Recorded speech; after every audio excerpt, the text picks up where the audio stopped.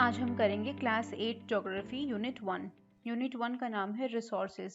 अगर हम डेफिनेशन पे जाएं, anything that can be used, जिसका भी इस्तेमाल किया जा सकता है टू सेटिस्फाई अ नीड, कोई भी ज़रूरत है उसको पूरा करने के लिए, तो उसको रिसोर्स कहा जाता है।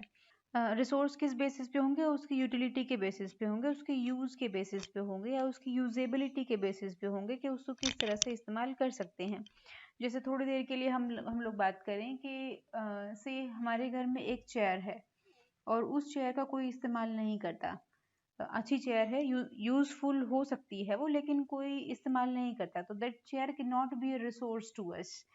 क्योंकि उसकी यूटिलिटी नहीं है, उसका यूज नहीं हो रहा। अगर उस चेयर के से उसके लेग्स नहीं है ना, 3 लेग हैं और 4th लेग नहीं है, तो अगेन उसकी यूटिलिटी नहीं है, इसलिए वो मेरे लिए रिसोर्स नहीं है।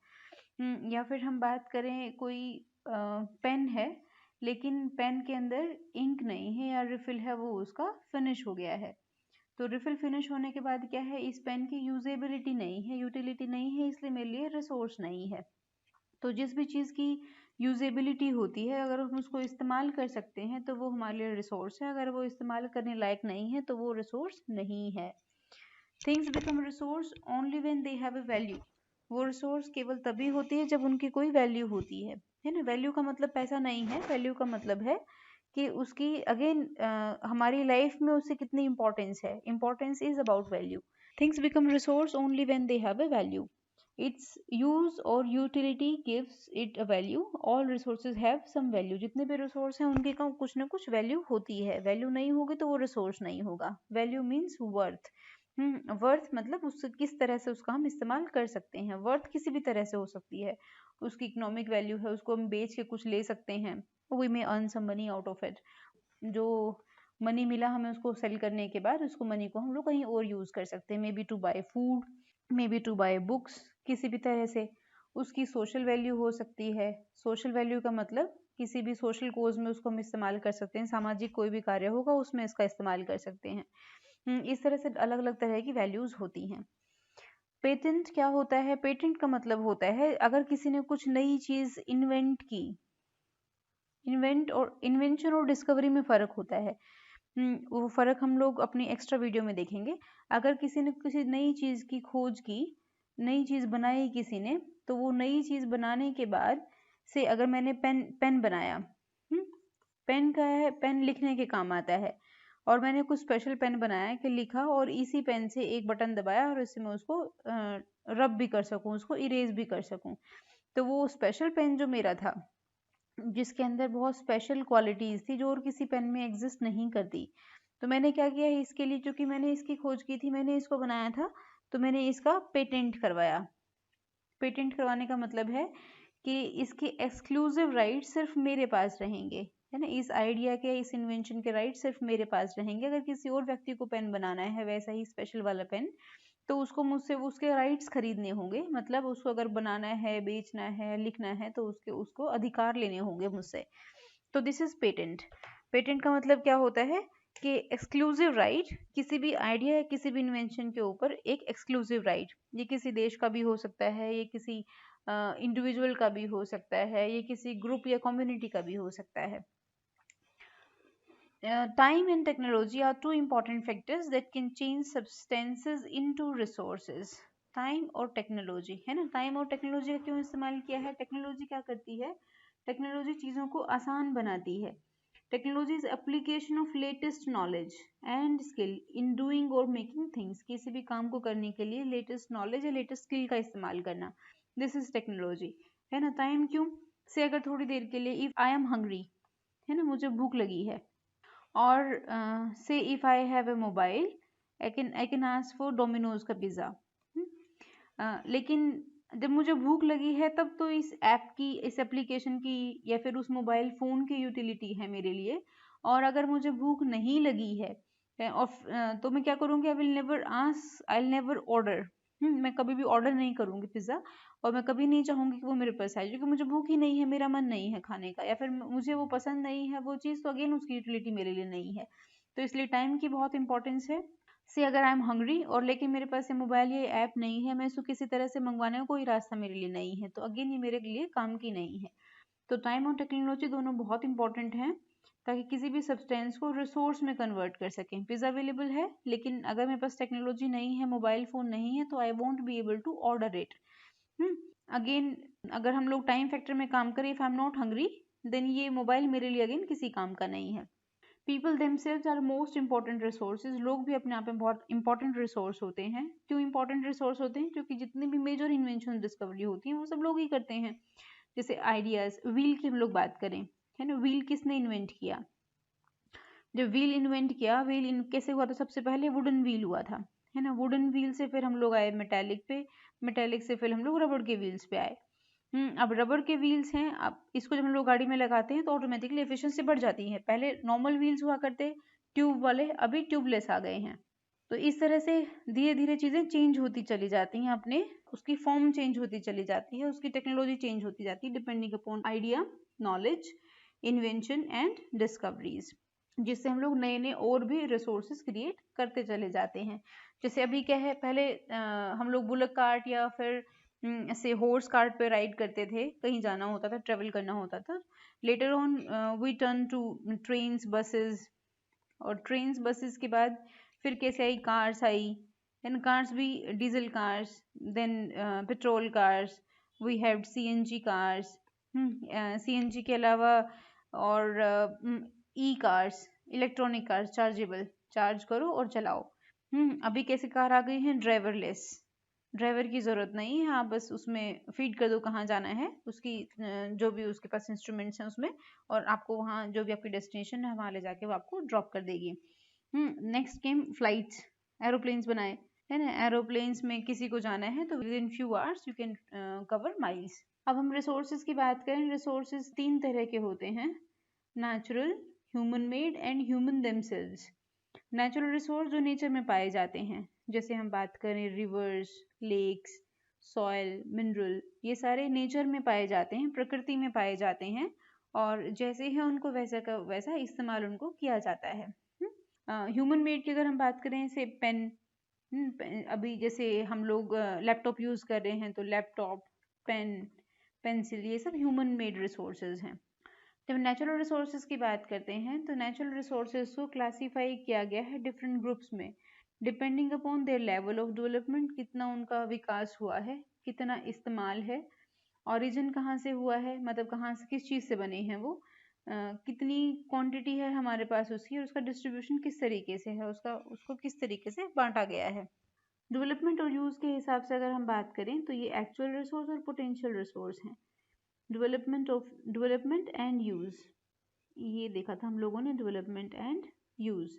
इसके बेसिस पे इसके दो हिस्से कर सकते हैं हम लोग, actual resource and potential resource. Actual जो अभी अवेलेबल हैं, जिनका हम लोग वैसे ही इस्तेमाल कर रहे हैं, से coal deposits, Ruhr region in Germany, या petroleum in west Asia, dark soil in Deccan plateau Maharashtra, ये सारे क्या है? ये अभी अवेलेबल हैं और अभी इनका इस्तेमाल कर रहे हैं हम लोग।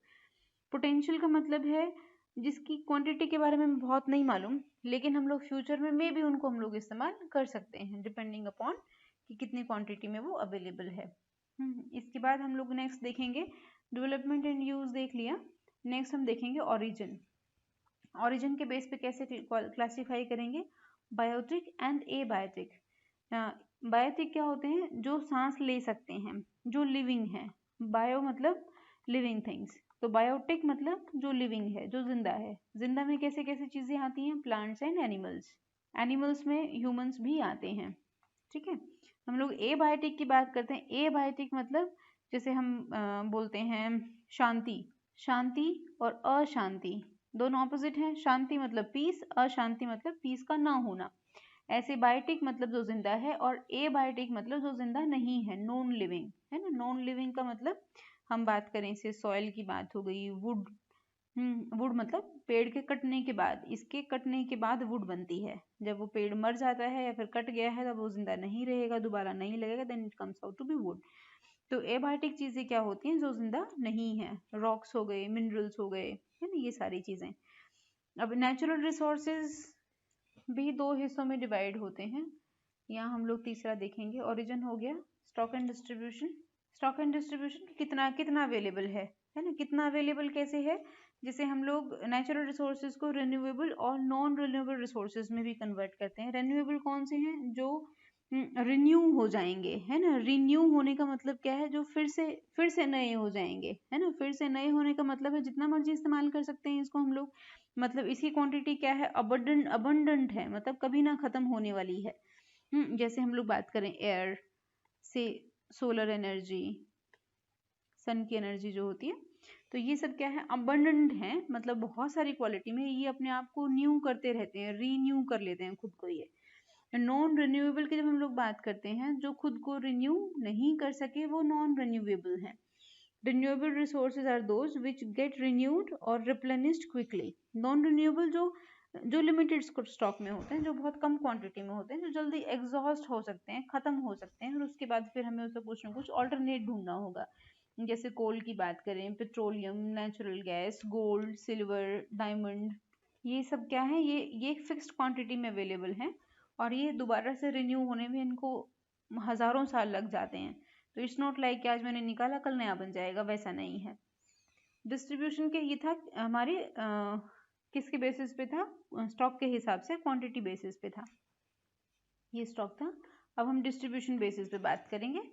जब हम डिस्ट्रीब्यूशन की बात करते हैं, ये डिपेंड करता है टेरेन, मतलब जगह कैसी है उसके हिसाब से, क्लाइमेट, वहाँ का मौसम कैसा है, और ऑल्टीट्यूड कितना है, मतलब वो सी लेवल से कितना ऊपर है, this is altitude. Next is human made resource, जो आदमी ने जो बनाए हैं। ह्यूमन मेड रिसोर्स कैसे हुए, ब्रिजेस, रोड्स, मशीनरी, ये सब हम लोग डिस्कस कर चुके हैं। People like us use natural resources to make human made resources. हम लोग क्या करते हैं, नेचुरल रिसोर्सेज का इस्तेमाल करते हैं, किस लिए, ताकि हम लोग कुछ नया रिसोर्स बना सकें। ये नया रिसोर्स क्या होगा, ये मैन मेड होगा। ये मैन मेड मतलब इंसान ने बनाया है इसको। जैसे हम लोगों ने व्हील की बात की थी, व्हील कैसे बनाया, वुड से बनाया, देन किससे बनाया, रबर से बनाया, मेटल से बनाया, इस तरह से ये मैन मेड चीजें। मैन मेड चीजें कैसे बनती हैं, जो नेचुरल रिसोर्सेज का इस्तेमाल करके बनती हैं। अब ह्यूमन रिसोर्स हम लोगों ने तीसरा क्या देखा था, ह्यूमंस। नेचुरल रिसोर्स देखा, ह्यूमन मेड देखा, अब हम लोग ह्यूमंस पे आ गए। अब ह्यूमन रिसोर्स कैसे हो सकते हैं, ह्यूमंस का रिसोर्स होना मतलब ह्यूमन की यूटिलिटी होना, ह्यूमंस का यूज होना। ह्यूमन का यूज कैसे होगा, on the basis of their knowledge, उनके ज्ञान के बेसिस के ऊपर, उनकी स्किल मतलब उनकी कला के बेसिस के ऊपर, क्या करना उनको आता है, और टेक्नोलॉजी के हिसाब से कि टेक्नोलॉजी के थ्रू हम उसका किस तरह से इस्तेमाल कर सकते हैं। People are human resource. Education and health help in making people valuable resource. पढ़ाई लिखाई और उनका स्वस्थ रहना, एक स्वस्थ मनुष्य, स्वस्थ और पढ़ा लिखा व्यक्ति, ये एक ह्यूमन रिसोर्स है। Improving the quality of people skills, हम क्या करते हैं, हम लोगों के अंदर क्वालिटीज इंप्रूव करते हैं। जैसे एक नॉर्मल बच्चा है, इस बच्चे को हम लोगों ने क्या किया, पढ़ाया लिखाया, और एक दिन ये बड़ा होके क्या बन गया, डॉक्टर बन गया। तो डॉक्टर बनने के बाद क्या हुआ, ये हमारे लिए ह्यूमन रिसोर्स हो गया, मतलब जितने भी पेशेंट्स होंगे उन सबको वो ट्रीट करेगा। ऐसे ही छोटा बच्चा है, बड़ा होके वो टीचर बन गया, तो वो अगेन क्या है, वो ह्यूमन रिसोर्स है, मतलब वो और बहुत सारे बच्चों को नीचे पढ़ाएगा, मतलब वो जो नेक्स्ट जनरेशन के किड्स होंगे उनको वो पढ़ाएगा, मतलब वो नॉलेज शेयर कर रहा है यहाँ से। ऐसे ही एक छोटा बच्चा है, वो बड़ा होके क्या बना, से पॉलिटिशियन। पॉलिटिशियन का मतलब है नेता या राजनेता। जब वो नेताजी बनेंगे तो क्या होंगे, वो पॉलिसीज बनाएंगे, ये लोगों की प्रॉब्लम्स को सॉल्व करेंगे। इस तरह से ये ह्यूमन रिसोर्स हो गए। Humans are interdependent on each other. व्यक्ति जो हैं वो एक दूसरे के ऊपर इंटरडिपेंडेंट होते हैं। जैसे हमारा खाना जब आता है, खाना कैसे बनता है, खाना बनता है क्रॉप्स की कटिंग और हार्वेस्टिंग होने के बाद, उनकी प्रोसेसिंग होने के बाद। और खेत में कौन काम करता है, फार्मर्स। अभी हम लोग किसी फार्मर्स पे डिपेंड हैं फूड ग्रेन्स के लिए। Scientist suggest various mean to combat problems. अब ये जो फार्मर्स हैं किस पे डिपेंडेंट हैं, साइंटिस्ट पे, ताकि जितनी भी समस्याएं हैं खेत के अंदर, जितनी समस्याएं हैं उनको वो दूर कर सकें। जैसे हम बात करें पेस्टिसाइड्स की बात करें, फर्टिलाइजर्स की बात करें, फार्मिंग इक्विपमेंट्स की बात करें, तो इन सबको डील करने का कौन, साइंटिस्ट काम करते हैं। ऐसे ही जब हम लोग एग्जीक्यूटिव्स की बात करते हैं या मार्केटिंग वाले लोगों की बात करते हैं, ये लोग क्या करते हैं, जितना भी फार्म प्रोड्यूस है उसको वो लोग मार्केट में, जो भी एंड यूजर है उसके पास वो भेजते हैं। एंड यूजर कौन हुआ, फार्मर कौन है, फार्मर इज प्रोड्यूसर, इसने फूड ग्रेन्स बनाए, और मार्केट से होके, चेन से होके जब वो हमारे पास आता है, हम कौन है, उसको फूड को कंज्यूम करने वाले, हम वो खाना खाने वाले लोग हैं, तो एंड यूजर हम लोग हुए। तो ये पूरी चेन से जब वो निकल के आता है तो इसके लिए हमें अलग अलग बहुत सारे लोगों की ज़रूरत होती है। Human resource refer to the number and abilities. Number मतलब क्वांटिटी, 2 3 4 5 6। एबिलिटीज मतलब मेंटल और फिजिकल कैपेसिटी कितनी है, नॉलेज और स्किल कितनी है उसकी, उसके ऊपर डिपेंड करता है। There are different views regarding treatment of human as a resource. बहुत सारे लोग अलग अलग तरीके से देखते हैं। One cannot deny the fact it is ability of human that help in transferring physical material into valuable resource. कुछ लोग इसके अगेंस्ट रहते हैं कि ह्यूमन को हमें रिसोर्स नहीं बोलना चाहिए क्योंकि उसमें फीलिंग्स हैं, और मानव जाति जब हम बात करते हैं, जब हम इंसान की बात करते हैं, हम उसको बहुत हाईली इंटेलिजेंट मानते हैं और वो किसी भी चीज़ को, किसी भी वस्तु को वो एक वैल्यूएबल रिसोर्स में कन्वर्ट कर सकता है। तो बहुत सारे अलग अलग वेज हैं। बाकी at the end of the day it is humans, उनकी नॉलेज और उनकी स्किल्स ये किसी भी चीज़ को बहुत ही वैल्यूएबल बनाती हैं। अब रिसोर्स को कंजर्व करने के लिए जैसे वाटर है ना, वाटर को हमें बहुत वेस्ट नहीं करना चाहिए। वेस्ट करेंगे तो क्या होगा, एक दिन हमारे पास पानी तो होगा लेकिन पीने लायक पानी नहीं होगा। हम लोगों ने एक स्टोरी पोएम पढ़ी होगी आप लोग अपनी क्लास में, water water everywhere not a single drop to drink. इसका मतलब क्या हुआ, पानी हर जगह है लेकिन पीने के लिए एक सिंगल ड्रॉप भी नहीं है, पीने के लिए पानी नहीं है, पोर्टेबल वाटर नहीं है। पोर्टेबल वाटर कैसा होगा, जब हम पानी को वेस्ट नहीं करेंगे, उसको सेंसिबली इस्तेमाल करेंगे। सी में बहुत सारा पानी है लेकिन उसको हम लोग कंज्यूम नहीं कर सकते क्योंकि वो हमारे पीने लायक वो नहीं है, उसमें बहुत सॉल्ट है, बहुत सारे बैक्टीरियाज और बहुत सारी कुछ ऐसी चीज़ें हैं जो हमारी सेहत के लिए अच्छी नहीं हैं। तो हमें सारे जितने भी रिसोर्सेज हैं उनका हमें ध्यान से इस्तेमाल करना चाहिए। सस्टेनेबल डेवलपमेंट क्या होता है, ताकि जो भी चीज़ें हैं, जितने भी रिसोर्स हमारे पास हैं, हम लोगों ने वाटर की बात की, ऐसे हम लोग एयर की बात भी कर सकते हैं। एयर की अगर हम लोग क्वालिटी मेंटेन नहीं करेंगे, एयर को अगर बहुत प्योरीफाइड फॉर्मेट में नहीं रखेंगे, इसको बहुत पोल्यूट कर देंगे हम लोग, तो एक दिन सांस नहीं ले पाएंगे हम लोग और फाइनली बहुत सारी रेस्पिरेटरी डिजीज होनी शुरू हो जाएंगी। जैसे एग्जाम्पल, जितने भी मेट्रोपॉलिस सिटीज़ हैं, you call it London, air quality बहुत ख़राब थी। बीजिंग एयर क्वालिटी बहुत ख़राब थी थोड़े दिन पहले, लॉकडाउन से पहले।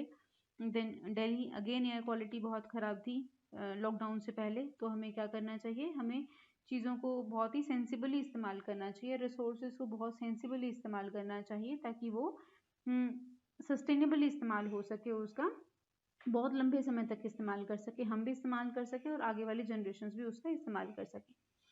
Balancing the need to use resources and conserve them for future, मतलब हम आज अपनी ज़रूरत के हिसाब से इस्तेमाल करें और फ्यूचर जनरेशन के लिए उसको कंजर्व करके रखें, उसको वेस्ट ना करें। हर व्यक्ति कंट्रीब्यूट कर सकता है इस पूरे प्रोसेस में बाय कंजम्पशन को रिड्यूस करेंगे, रिसाइकलिंग कर सकते हैं और रीयूज कर सकते हैं चीज़ों को। अभी एक नया कंसेप्ट शुरू हुआ है, होपफुली आपको पता होगा, जो भी हम लोग कपड़े यूज़ करते हैं, है ना, clothes, party wear, specially party wear clothes का हम लोग क्या करते हैं, 2 बार 3 बार 4 बार पहनने के बाद उसको हम लोग जनरली रिपीट नहीं करते। अभी बहुत सारी ऐप्स ऐसी ऐसी बनाई गई हैं, जैसे हम OLX की बात करें, OLX के अलावा और भी ढेर सारी ऐप्स हैं जिसमें हम लोग क्या कर सकते हैं, जो भी कपड़े हमारे अब जिसको हम लोग यूज़ नहीं करेंगे लेकिन यूजेबल हैं, नए के जैसे हैं लेकिन नए नहीं हैं, तो उन सब के लिए क्या करते हैं, उस वेबसाइट पे जाके हम अपने कपड़ों को सेल कर सकते हैं। सेल करेंगे, सेल करने से या फिर हम उसको रेंट पे दे सकते हैं। तो सेल करने या रेंट करने से क्या होगा, कोई और व्यक्ति इसका इस्तेमाल कर पाएगा, ये सिर्फ हमारी अलमारी में पड़े पड़े खराब नहीं होंगे, वो वेस्ट नहीं होंगे। अगर कोई दूसरा व्यक्ति यूज़ करेगा, दूसरा व्यक्ति कैसे यूज़ करेगा, उसको प्रॉपरली वॉश करने के बाद, क्लीन करने के बाद, वो क्लीन और वॉश करने के बाद ही सेल होंगे या फिर रेंट पे होंगे, जब वो बहुत आइडल कंडीशन में है, पहनने लायक। दूसरा व्यक्ति यूज़ करेगा तो फिर हमें नए क्लोथ्स बनाने की ज़रूरत नहीं पड़ेगी। और textile industry contributes to pollution at a very high level। हम पेपर की बात करें तो पेपर बनाने के लिए बहुत सारे पेड़ पौधों को काटा जाता है। इलेक्ट्रिसिटी को हमें कभी वेस्ट नहीं करना चाहिए। जैसे हम इस फोटो में देखेंगे तो हम पाएंगे ये पानी को बहुत सेंसिबली इस्तेमाल करते हुए दिखाया गया है। है ना। ये हम लोगों ने वेस्ट से एक बास्केट बनाई, इसका हम लोग लेटर ऑन यूज कर सकते हैं। इलेक्ट्रिसिटी को वेस्ट नहीं करने का मतलब क्या होता है, जिस रूम में आप नहीं है उस रूम का लाइट और फैन ऑफ कर दें, है ना। जब जरूरत है तभी इस्तेमाल करें किसी भी इलेक्ट्रॉनिक चीज का। जैसे हम लोग अपने चार्जर जनरली हमारा स्विच ऑन ही रहता है, जरूरत है तो हम लोगों ने उसको प्लग इन कर दिया मोबाइल में, अदरवाइज वो स्विच ऑन ही रहेगा। जब भी वो स्विच ऑन मोड में रहता है तो वहां से भी बहुत सारी इलेक्ट्रिसिटी वेस्ट होती है, तो हमें वो वैसा नहीं करना चाहिए। हमें अगर किसी चीज की जरूरत नहीं है तो उसको स्विच ऑफ कर देना चाहिए। Every drop of water is precious, पानी की हर बूंद प्रीशियस है। जितने भी नेचुरल रिसोर्सेज हैं ये सारे ही बहुत प्रीशियस हैं, इनके बिना लाइफ पॉसिबल नहीं है ना। B it water, B it air, जितने भी नेचुरल रिसोर्सेज हैं ये सब लोग, जैसे हम लोग मिनरल्स की बात करें, इन सब का हम लोगों को बहुत ही सेंसिबली इस्तेमाल करना चाहिए, सस्टेनेबल यूज करना चाहिए। सस्टेनेबल यूज का मतलब है एक इस तरह से इस्तेमाल करना चाहिए कि हमारी जनरेशन, मतलब हम लोग तो अपनी ज़रूरत के हिसाब से उसका इस्तेमाल कर ही लें, लेकिन नेक्स्ट जनरेशन के लिए भी उसको हम लोग सफिशिएंट क्वांटिटी में छोड़ दें। इट इज़ आवर ड्यूटी, ये हमारी ड्यूटी है कि हम लोग इंश्योर करें all uses of renewable resources sustainable.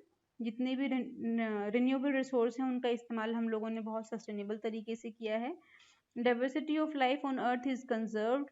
जो डाइवर्सिटी ऑफ लाइफ कैसे है, ह्यूमंस हैं, कैट्स हैं, लायंस हैं, टाइगर्स हैं, डियर्स, बाइसन, हम ईगल्स की बात करें या वल्चर्स की बात करें, डॉल्फिन्स की बात करें, क्रोकोडाइल्स की बात करें, टर्टल्स, अलग अलग तरह की फिश। तो ये पूरी डाइवर्सिटी किस तरीके से, डाइवर्सिटी में हम लोग एक दूसरे के ऊपर डिपेंडेंट है, we are all dependent on each other. तो ये जो डाइवर्सिटी ऑफ लाइफ है अर्थ के ऊपर, ये हमेशा कंजर्व रहनी चाहिए। ऐसा नहीं कि लॉयन खत्म हो गए, टाइगर खत्म हो गए, ईगल्स फिनिश हो गए, वल्चर्स खत्म हो गए, क्रोकोडाइल्स खत्म हो गए। अगर इस पूरे पूरे सिस्टम में से अगर कोई भी चीज़ अगर हटेगी तो वो इम्पेक्ट करेगी हम एक दूसरे की लाइफ के ऊपर। Damage to natural environment system is minimized. Nature को जो डैमेज है वो हमें कम से कम करना चाहिए, या फिर उसको अच्छा होगा कि हम ना करें, लेकिन अब क्योंकि चीज़ें इस तरह से हो गई हैं, आपस में बहुत इंटरडिपेंडेंट हैं चीज़ें एक दूसरे के ऊपर, तो हमें अपना भरपूर योगदान देना चाहिए कि हम उसको कम से कम डैमेज करें। कुछ प्रिंसिपल हैं सस्टेनेबल डेवलपमेंट के। Respect and care for all forms of life. Life के जितने भी फॉर्म्स हैं, जो भी तरीके हैं, इन सब की हमें इज्जत करनी चाहिए, रेस्पेक्ट करनी चाहिए। Improve the quality of human life को इम्प्रूव करना चाहिए। Conserve the earth's vitality and diversity. जो अर्थ की वाइटैलिटी और डाइवर्सिटी है इसको हमें कंजर्व करके रखना चाहिए।